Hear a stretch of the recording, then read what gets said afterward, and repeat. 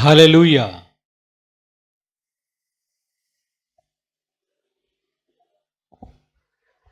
దేవుని యొక్క వాక్యం చదువుకుందాం. హల్లెలూయా. దేవుని యొక్క వాక్యం ధ్యానం చేసుకుందాం. సమూయేలు గ్రంథం 2వ అధ్యాయం, 2వ సమూయేలు 7వ అధ్యాయం,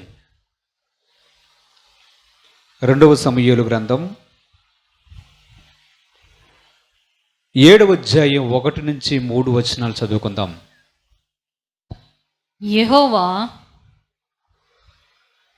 నలుదిక్కులా అతని శత్రువుల మీద అతనికి విజయం ఇచ్చి అతనికి నెమ్మది కలగజేసిన తర్వాత రాజు తన నగరియందు కాపురముండి నాతానును ప్రవక్తను పిలువనంపి, నేను దేవదారు మ్రానుతో కట్టిన నగరియందు వాసము చేయుచుండగా దేవుని మందసము డేరాలో నిలిచియున్నదనగా, నాతాను, యెహోవా నీకు తోడుగా నున్నాడు, నీకు తోచినదంతయు నెరవేర్చుమనెను. దేవుడు తన పరిశుద్ధ వాక్యము దీవించుగాక. ప్రార్థన చేసుకుందాం. హల్లెలూయా. పరిశుద్ధుడైన తండ్రి, మహోన్నతుడా, సర్వోన్నతుడా, మా ప్రభువా, మీరు మాతో మాట్లాడమని వేడుకొంచున్నాను తండ్రి. వాక్యమైన దేవా, మా హృదయములను తెరవండి, వినే చెవులను గ్రహించండి. ఈ వాక్యం ప్రభువా మా హృదయం అనే పలక మీద మీదే వ్రాయమని, మీరు మాట్లాడమని మా ప్రభువును రక్షకుడైన యేసుక్రీస్తు పరిశుద్ధ నామం నడి వేడుకొంచున్నాను తండ్రి. ఆమేన్. హల్లెలూయా. దావీదు మహారాజు నాతాను అనే ఒక ప్రవక్తను పిలిపిస్తున్నాడు. ఆ ప్రవక్తతో మాట్లాడుతూ ఉన్నాడు, నేను ఒక నగరంలో నివసిస్తున్నాను. ఈ నగరం దేవదారు మ్రానుతో, అంటే దేవదారు యొక్క కర్రలతో చేయబడినటువంటి నగరులో, పట్టణములో లేదా అటువంటి రాజగృహంలో నేను నివసిస్తున్నాను. నాకు ఒక ఆలోచన వచ్చింది, ప్రవక్తను పిలిపించండి, నాతాను ప్రవక్తను పిలిపించండి అని కబురు పెడితే, నాతాను అనే దేవుని యొక్క ప్రవక్త దావీదు మహారాజు దగ్గరికి వస్తాడు. దావీదు గారు ప్రవక్తతో ఇలా మాట్లాడుతూ ఉన్నాడు, నేను చాలా సుఖముగా దేవదారు మ్రానుతో చేయబడినటువంటి నగరంలో ఉన్నాను. దేవుని యొక్క మందిరాన్ని చూస్తే దేవుని మందిరమే లేదు. దేవుని నిబంధన మందసము, దేవునికి సంబంధించినటువంటివన్నీ కూడా డేరాలలో ఉంటున్నాయి. డేరా అంటే గుడారాల్లో ఉంటున్నాయి. దావీదు మహారాజుకి ఆలోచన పుట్టింది, అరే, నేను ఒక మనిషిని ఒక మంచి గృహంలో ఉంటున్నాను, దేవునికి సంబంధించినటువంటి దేవుని నిబంధన మందసము మరియు దేవునికి సంబంధించినవి డేరాలలో ఉంటున్నాయి, ఇది సరి అయినది కాదు అని దావీదు భావించి ప్రవక్తను పిలిపించి, నేను దేవునికి మందిరాన్ని కట్టాలి అనుకుంటున్నాను అనే విషయాన్ని నాతాను అనే ప్రవక్తకి చెప్పాడు. నాతాను ప్రవక్త, దేవుడి గురించి చేస్తున్నావు గనుక ఈ విషయం చాలా మంచిది, వెళ్ళు, మందిరము కట్టించు అని సమాధానము చెప్పి వెళ్ళిపోతాడు నాతాను ప్రవక్త. కానీ ఆ రోజు రాత్రి నాతాను అనే దేవుని ప్రవక్తతో దేవుడు మాట్లాడుతాడు. ఏమని మాట్లాడతాడంటే, అసలు నేను మందిరము కట్టించమన్న విషయాన్ని దావీదుకి ఏమైనా చెప్పానా? దావీదు కట్టాలని ఎందుకు అనుకుంటున్నాడు? నేను ఎప్పటి నుంచో డేరాల్లోనే ఉంటున్నాను, నివసిస్తూ ఉన్నాను, సంచరిస్తూ ఉన్నాను వారితో పాటు. ఇప్పుడు దావీదుకు ఎందుకు ఈ ఆలోచన వచ్చింది? అయినా ఒకవేళ దేవుని యొక్క మందిరాన్ని కట్టాలి అంటే అది దావీదు చేయకూడదు. దావీదు యొక్క చేతులు యుద్ధము చేసి అనేక మందిని హతమార్చిన చేతులు, రక్తము ఒలికించిన చేతులు. కాబట్టి దావీదు మందిరాన్ని కట్టకూడదు. రెండవది, నేను ఎప్పుడు కూడా నాకు ఒక మందిరము కట్టండి అని ఏ రోజు కూడా ఎవరితో కూడా చెప్పలేదు. మూడవది, అతని కుమారుడైనటువంటి సొలొమోను నా కొరకు మందిరం కట్టిస్తాడు అని చెప్పాడు. దావీదు గారి హృదయంలో ఉన్నటువంటి ఆలోచన మనం చూద్దాం. దావీదు ఎందుకు దేవుని యొక్క మందిరాన్ని కట్టించాలనుకున్నాడు? దావీదు యొక్క మనస్సు ఏమిటి? దావీదుకు ఎందుకు ఆ తలంపు వచ్చింది? దావీదుకు ఎందుకు ఆ తలంపు వచ్చింది? దావీదు కూడా మనలాంటి మనిషే, మన వంటి స్వభావం గల మనిషే. ఆలోచించే విధానాన్ని దావీదు విషయంలో మనం చూస్తే చాలా వ్యత్యాసముగా కనిపిస్తుంది. మనము దావీదు యొక్క స్థానంలో ఉంటే అలాగే ఆలోచిస్తామా లేదా అన్నది ప్రశ్న. ఇంకా దేవుని యొక్క వాక్యంలో మనం చూస్తే దినవృత్తాంతాలు మొదటి గ్రంథం 29వ అధ్యాయం 1 నుంచి కొన్ని వచనాలు చదువుకుందాం. దినవృత్తాంతాలు మొదటి గ్రంథం 29వ అధ్యాయం. తరువాత రాజైన దావీదు సర్వ సమాజముతో ఇలాగు సెలవిచ్చెను, దేవుడు కోరుకొనిన నా కుమారుడైన సొలొమోను ఇంకను లేత ప్రాయము గల బాలుడయ్యున్నాడు. కట్టబోవు ఆలయము మనుషునికి కాదు దేవుడైన యెహోవాకే గనుక ఈ పని బహు గొప్పది. నేను బహుగా ప్రయాసపడి నా దేవుని మందిరముకు కావలసిన బంగారపు పనికి బంగారమును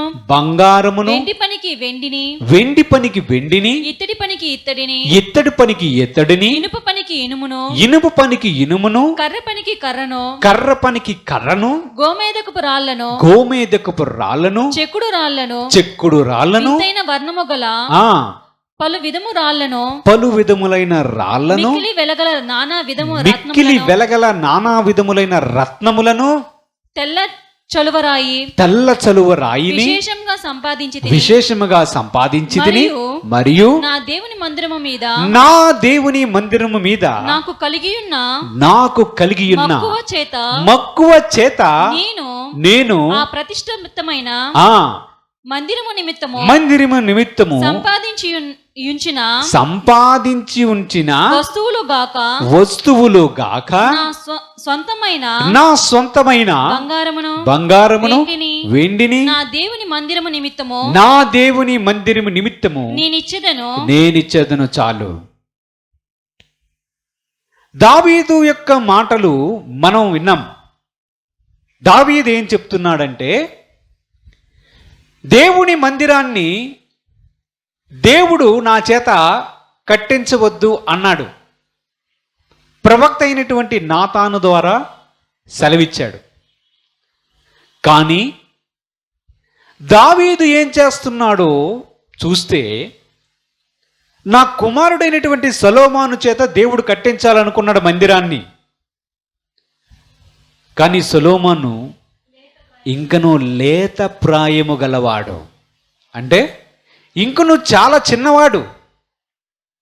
కాబట్టి దేవుని యొక్క మందిరం కట్టించడానికి నా కుమారుడికి వయస్సు జ్ఞానం వచ్చినప్పటికంతా నేను చేయవలసిన పనిని చేస్తాను అని భావించి బంగారము, వెండి, విలువగల రాళ్ళు, చలువరాళ్ళు అన్నిటినీ సంపాదించి పెట్టాడు దావీదు. ఇదంతా ప్రజల వద్ద నుంచి సేకరించినటువంటిది దేవుని మందిర నిర్మాణము కొరకు. అంతేకాకుండా దావీదు చెప్తున్నాడు, నాకు దేవుని యొక్క మందిరం మీద మక్కువ ఉన్నది. మక్కువ అంటే ఏముంది? ఆసక్తి ఉన్నది. ఎలాగైనా దేవుని యొక్క మందిరాన్ని నేను నిర్మించాలని భావించి నాకున్న స్వంతమైన బంగారాన్ని, స్వంతమైన వెండిని కూడా నేను దేవునికి ఇస్తాను అని మాట్లాడాడు. ఆ బంగారం విలువ చూసినట్లయితే మనం అక్కడ కనిపిస్తుంది 3వ వచనంలో ఎన్ని కేజీల బంగారం ఉంది? ఎన్ని మనుగుల బంగారం? 6,000 మనుగుల ఓఫీరు బంగారము, 14,000 మనుగుల పుటము వేయబడిన వెండి. చాలు. ఎంత బంగారాన్ని సొంతంగా ఇవ్వాలనుకుంటున్నాడు? 6,000 మనుగుల స్వంతమైనటువంటి బంగారము, 14,000 మనుగుల వెండి కూడా ఇవ్వాలని నిశ్చయించి దాన్ని దేవుని కొరకు సమకూర్చాడు. దేవుని యొక్క వాక్యంలో చూస్తున్నాం, ఇది మనఃపూర్వకంగా ఇచ్చాడంట దావీదు. అసలు దేవుని యొక్క సేవకుడు అంటే దావీదు ఒక ఉదాహరణ. దేవుని పని విషయమై ఆసక్తి కలిగినటువంటి వ్యక్తి దావీదు. ఎందుకంత ఆసక్తి దావీదికి? ఒకవైపు దేవుడు చెప్తున్నాడు, నువ్వు మందిరం కట్టకూడదు అంటున్నాడు. నీ కుమారుడు కడతాడు అంటే అయినా ఒప్పుకోలే. మందిరము నా కుమారుడు కట్టొచ్చుగాక, కానీ బంగారాన్ని, దానికి కావలసినటువంటి వస్తువులను, వెండిని, రాళ్లను, సమస్తాన్ని నేను సమకూర్చగలను కదా అని దావీదు ఆలోచించాడు. నేనేమో దేవదారుతో చేయబడినటువంటి నగరంలో నివసిస్తున్నాను, దేవుని మందిరమేమో గుడారములో ఉంటుంది. నన్ను హెచ్చించి నన్ను రాజుగా చేశాడు అదే దేవుడు, కానీ అదే దేవుని యొక్క నిబంధన మందస్సం గుడారముల్లో ఉంటుంది అని దావీదు ఆలోచించాడు. దేవుని పని విషయమై దావీదునకు కలిగినటువంటి ఆసక్తి మనము గమనించాలి. దేవుని మందిరం విషయమై దావీదుకు కలిగినటువంటి ఆసక్తి మనం గమనించాలి. దేవుని విషయమై దావీదుకు ఉన్నటువంటి ఆసక్తి మనం గమనించాలి. దేవునికి స్తోత్రం చెల్లిద్దాం. హల్లెలూయా, హల్లెలూయా. ఎందుకంత ఆసక్తి?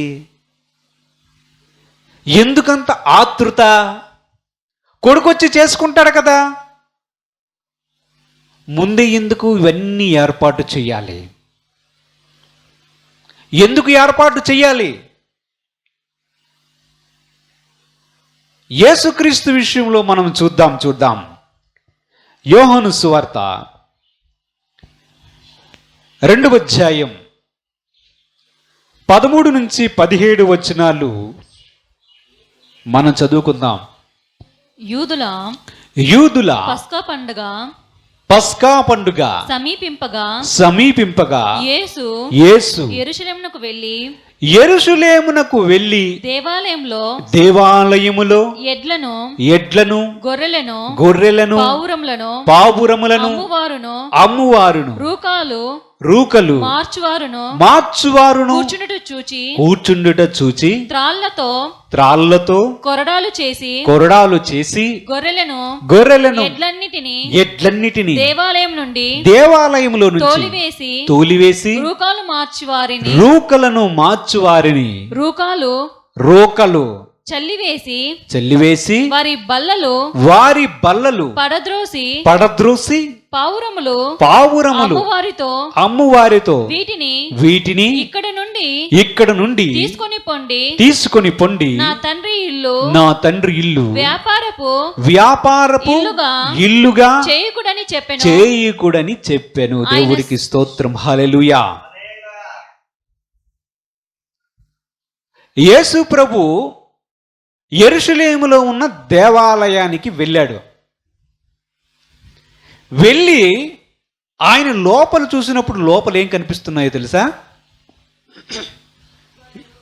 గొడ్లు, ఎడ్లు, గొర్రెలు, పావురాలు, మనీ ఎక్స్చేంజర్స్, రోకలు అంటే డబ్బులు, చిల్లర. 100 రూపాయలు ఇస్తే 5 పదులు, ఒక 50 రూపాయల నోటు కానుకలు వేయడానికి అన్నమాట. 100 రూపాయలు వేయడానికి మనసు లేకపోతే ఏం చేస్తారు?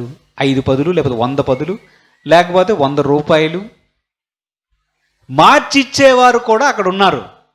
ఇవన్నీ చూశాడు యేసు ప్రభు. ఇది దేవాలయమా లేకపోతే మార్కెట్టా? ఇది దేవాలయమా లేకపోతే సంత? దేవాలయంలో ఉండవలసిన విషయాలు ఏంటి? దేవాలయంలోనికి ఎద్దులు ఎందుకు వచ్చాయి? దేవాలయంలోనికి పావురాలు ఎందుకు తీసుకొచ్చారు? దేవాలయంలోనికి గొర్రెలు ఎందుకు తీసుకొచ్చారు? ఈ బల్లలేమిటి? ఈ ఎక్స్చేంజ్ చేసే ఈ వ్యాపారులేంటి? ఈ డబ్బులు చిల్లరలు మార్చుకోవడం ఏంటి? ఇవన్నీ ఏంటి అని చూసి ఏమని చెప్పాడో తెలుసా? పక్కనున్న తాళ్ళు తీసుకొని కొరడాలుగా చుట్టాడట. ఇలాగా చుట్టి కొడితే గొర్రెలు, ఎద్దులు అన్ని దేవాలయముల నుంచి బయటికి పంపించేశాడు మన యేసు ప్రభు. పావురాలు అమ్మే వాళ్ళతో చెప్పాడట, పావురాలు ఎక్కడి నుంచి తీయండి ఫస్ట్ అన్నాడు. డబ్బులు చిల్లరలు మార్చుకుంటున్నారు కదా, ఆ బల్లలు తిరగదోస్తాడు, ఖాళీ చేయండి ఎక్కడి నుంచి అన్నాడంట. ఏమని చెప్పాడు తెలుసా? నా తండ్రి ఇల్లు ఇది ప్రార్థనా మందిరం, దేవుణ్ణి ప్రార్థించే స్థలం, ఇది దేవుణ్ణి ఆరాధించే స్థలం. ఇక్కడ తీసుకుని వచ్చి ఇవన్నీ వ్యాపారం చేస్తున్నారు ఎందుకు అని యేసు ప్రభు కోపపడినట్లుగా చూస్తున్నాం. ఆ ఎడ్లు, ఆ గొర్రెలు, ఆ పావురాలు అన్నీ కూడా దేవునికి బలి అర్పించడానికి, నైవేద్యాలు అర్పించడానికి ఏర్పాటు చేయవలసినటువంటివి. అవి బయట ఉండాలి. కానీ వాటిని లోపలికి తీసుకుని వచ్చినప్పుడు యేసు ప్రభు దానిని అంగీకరించలేదు. మనము దాని తర్వాత వచ్చినని చదువుకుంటే అక్కడేమున్నది? ఆయన శిష్యులు నీ ఇంటిని గూర్చిన ఆసక్తి నన్ను భక్షించునని వ్రాయబడి ఉన్నట్టు జ్ఞాపకము చేసుకొనిరి. దేవునికి మహిమ కలుగును గాక. హల్లెలూయా. నీ ఇంటిని గూర్చినటువంటి ఆసక్తి నన్ను భక్షించుచున్నది అంటే ఏమిటి? భక్షించడం అంటే దేవుని మందిరము గూర్చినటువంటి విషయాలు యేసు ప్రభువును తినేస్తున్నాయంట. మన లాంగ్వేజ్లో చెప్పాలంటే ఆ కోరిక, దేవుని మందిరం విషయమైనటువంటి ఆలోచన కానీ, దేవుని పని విషయమై యేసు ప్రభు కలిగినటువంటి మనస్సు కానీ అతనిని భక్షించుచున్నది. అంటే దాన్ని చూచి ఆయన తట్టుకోలేకపోయాడు. మందిరములు ప్రార్థన జరగవలసినటువంటి నా తండ్రి యొక్క స్థలములో వ్యాపారం చేస్తున్నారనే విషయాన్ని యేసు ప్రభు సహించలేకపోయారు. ఆయన దాన్ని తట్టుకోలేకపోయారు. తండ్రి పని విషయమై ఆయనకి ఉన్న ఆసక్తి అతన్ని భక్షించి వేస్తుంది, అతన్ని తినేస్తుందంట. ఏంటి ఇలా చేస్తున్నారని చెప్పి ఆయన వాటన్నిటినీ బయటకు తోలివేసి, ఆ బల్లలను తిరగవేసి, కొరడాలతో వాటన్నిటినీ తోలివేసినట్లుగా మనం చూస్తున్నాం. దావీదుకున్నటువంటి ఆసక్తి గమనిస్తే, నేనేమో దేవదారు కర్రలతో చేయబడినటువంటి గృహంలో ఉన్నాను, నా దేవునికి మందిరమే లేదే, గుడారంలో ఉంటుందే అనే ఆసక్తి, మక్కువ, కోరిక దావీదులో కనిపిస్తుంది. దేవుని పని విషయమై మనకి అందరికీ, ముఖ్యముగా సంఘమునకు బాధ్యత ఉంటుంది. సంఘం అంటే మనము ఇక్కడ కూర్చున్న వారమే కాదు, మనము సార్వత్రిక సంఘము గురించి మాట్లాడుకుంటున్నాం. ప్రపంచ దేశాల్లో ఏ ప్రాంతంలో ఉన్నటువంటి సంఘమైనా అది కూడా, దాని విషయం కూడా మనం ఇప్పుడు ఆలోచన చేస్తున్నాం. దావీదు గారికి ఉన్నటువంటి ఆసక్తి అతన్ని కూడా భక్షించి వేస్తుంది, అలా కూడా మనం భావించవచ్చు. తట్టుకోలేకపోతున్నాడు. నేనేమో దేవదారు కర్రలతో చేయబడిన గృహంలో ఉన్నాను, దేవుని మందిరమేమో గుడారంలో ఉంది. ఏదైనా ఎవరైనా ప్రవక్త వచ్చి నువ్వు ఇలాగ చెయ్యి అని దావీదుతో చెప్పారా? తిరిగి చూస్తే ప్రవక్తని పిలిపించి ప్రవక్తకే దావీదు చెప్తున్నాడు. దేవుని పని విషయమై వారికి ఉన్నటువంటి ఆసక్తి చూస్తే నేటి సంఘానికి అది కావలసి ఉంటుంది. సంఘం అంటే మనమే దేవుని ఇల్లు కూడా, మనమే దేవుని ప్రజలము కూడా. వారికి ఉన్నటువంటి ఆసక్తి మనం పరిశీలన చేస్తూ ఉన్నాం. దేవుని కొరకు ఏదైనా చెయ్యాలని, లేదా దేవుని విషయాలు చూస్తునేటప్పుడు వారి మనస్సు ఆగలేకపోతుంది. యేసుక్రీస్తుని పోని పక్కన పెడితే దావీదు విషయాన్ని చూస్తే దావీదుకు ఎందుకు అలా కనిపించాలి? ఏంట ఆశ, ఏంట ఆసక్తి? చూడండి, దేవుని సంఘంలో ఉన్నటువంటి మనము అదే ఆసక్తిని కనపరచాలి. మనము దావీదులాగా ఏదో మందిరం కట్టడానికి పెద్దగా ఆలోచించవలసినటువంటి అవసరం ప్రస్తుతం లేకపోవచ్చు.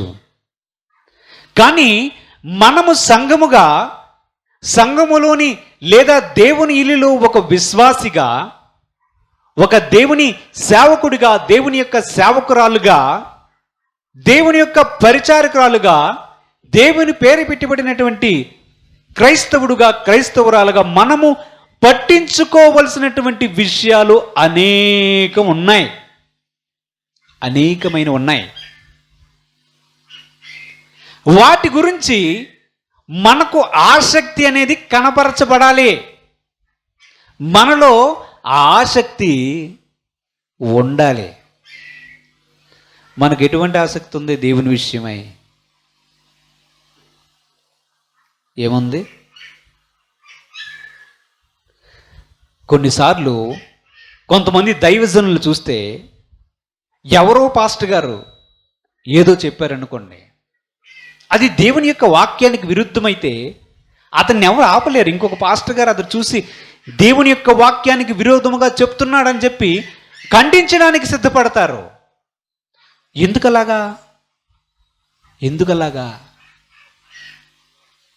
ఎందుకలా చేస్తారు?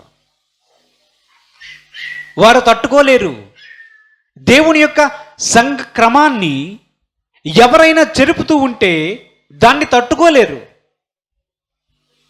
దేవుని యొక్క మందిరం, దేవుని యొక్క సంఘం చెడిపోతూ ఉంటే దాన్ని చూస్తూ ఊరుకోలేరు, దాన్ని సహించలేరు, వాళ్ళు. పోనీ దేవుని యొక్క సంఘాన్ని అభివృద్ధి మార్గంలో నడిపించడానికి మనకేమైనా ఆసక్తి ఉందా? మనలో ఏమైనా ఆసక్తి ఉందా? మనకేమైనా కనీసం ఆలోచన ఉందా? యేసు ప్రభు మనకి ఇచ్చినటువంటి బాధ్యత ఏమిటి? ఏమిచ్చాడు బాధ్యత? సర్వలోకానికి వెళ్ళి సర్వ సృష్టికి సువార్త ప్రకటించండి అన్నాడు. నశించిపోతున్నటువంటి అనేక మంది ప్రజల దగ్గరికి వెళ్ళి నిత్య నరకం నుంచి వారు తప్పించబడాలి అంటే, వారు రక్షించబడాలి అన్న సువార్తను వారికి తెలియజేయండి అన్నాడు. మనము వెళ్తున్నామా? కానీ కనీసం వారు నశించిపోతున్నారే, వారి కొరకు మనం ఏదైనా చెయ్యాలి అన్న ఆలోచన, స్పృహ అయినా మనలో ఉంటుందా? సంఘ క్రమం విషయంలోకి వస్తే ఇది ఇలాగూ ఉండకూడదే, ఇది ఇలాగూ కాదే అని మనసులో కొంచెమైనా, మన మనసులో ఏమైనా ఆశ కానీ, ఆసక్తి కానీ, రోషము కానీ రగులుకుంటుందా?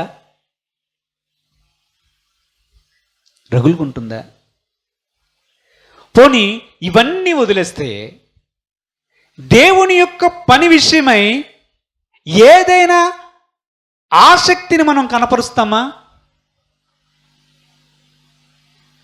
ఏదైనా ఆసక్తి కనిపిస్తామా? నీ ఇంటిని గూర్చినటువంటి ఆసక్తి నన్ను భక్షించుచున్నది అన్న దేవుని యొక్క మాట కేవలము క్రీస్తు కొరకు మాత్రమేనా?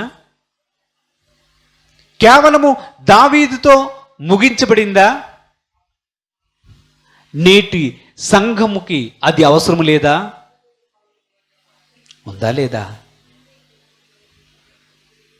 మనము దేవుని గురించి ఏదైనా చేయగలము. దేవుని గురించినటువంటి ఇంటిని గురించి, సంఘమును గురించి ఏదైనా ఆసక్తి మనలో రగులుకుంటుందా? మనము సంఘముగా దేవుని గురించి, దేవుని ఇల్లు గురించి మనము ఆలోచించవలసిన విషయాలు అనేకమైన ఉన్నాయి. సంఘ అభివృద్ధిలో, సువార్త పనిలో, నశించిపోతున్నటువంటి వ్యక్తుల గురించి ప్రార్థన చేయడంలో, దేవుని యొక్క సేవకుల గురించి, దేవుని యొక్క పని గురించి ప్రార్థన చేయడంలో మనకు బాధ్యత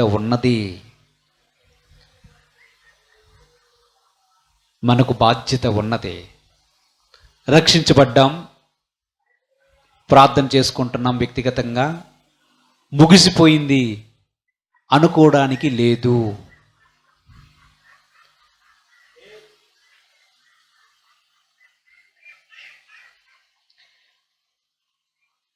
దేవుని పని విషయమై ఉన్నటువంటి ఆసక్తి యేసుక్రీస్తును భక్షిస్తూ ఉన్నది. ఆయన ఒక ఉదాహరణ చూపించాడు. ఆ మంద, ఆ గొర్రెలు, ఎడ్లు దేవాలయంలో ఉంటే ఆయన తట్టుకోలేకపోయాడు. దావీదు దేవుని యొక్క మందసం గుడారంలో ఉంటే తట్టుకోలేకపోయాడు. మనల్ని మనం ఒకసారి పరీక్షించుకోవాలి. ఈరోజు దేవుడు మనకు రక్షణ ఇచ్చాడు, పాడైపోయిన జీవితాలను బాగు చేశాడు. అసలు యేసుక్రీస్తు మన జీవితంలోనికి రాకపోయి ఉంటే మనం ఎక్కడుండేవారు?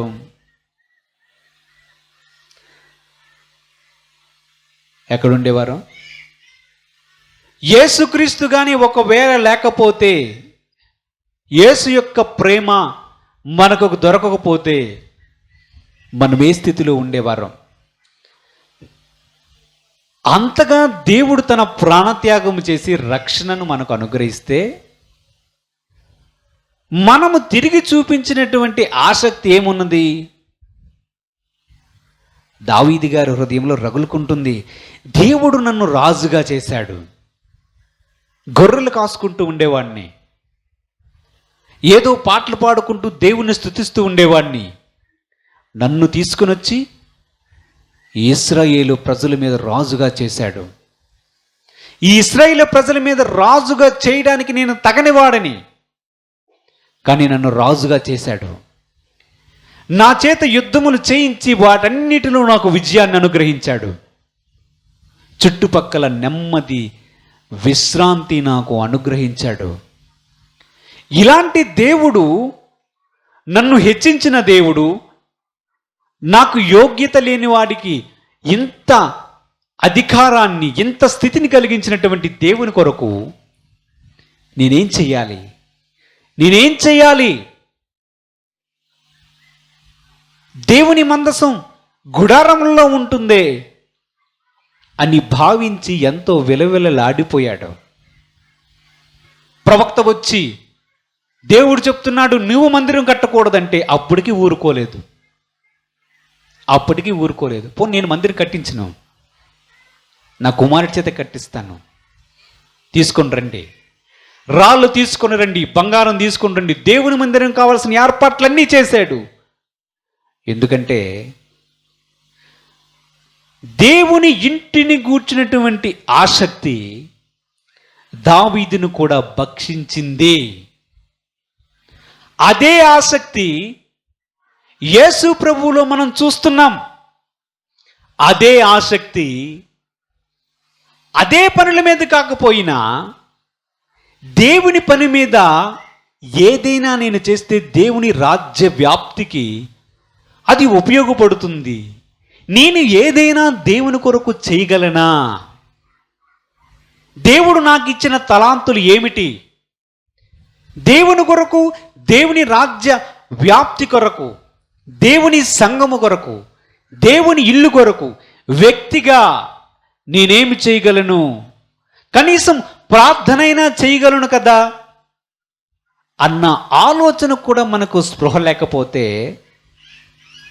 నిత్యరాజ్యంలో ప్రవేశించిన తర్వాత ప్రభువు వేసిన ప్రశ్నకు ఏమని సమాధానం చెప్తాం?